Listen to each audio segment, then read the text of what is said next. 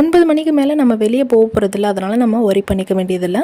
அந்த டைமில் நீங்கள் தூங்கிடலாம் தாராளமாக. ரெஸ்ட் எடுக்கலாம், ஒன்றுமே பிரச்சனை இல்லை.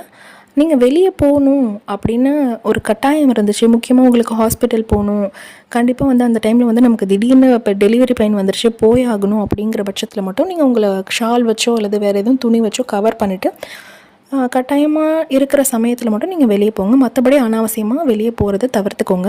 சில வீடுகளில் வந்து பாத்ரூம் டாய்லெட் எல்லாம் வீட்டுக்கு வெளிப்புறத்தில் இருக்கும்.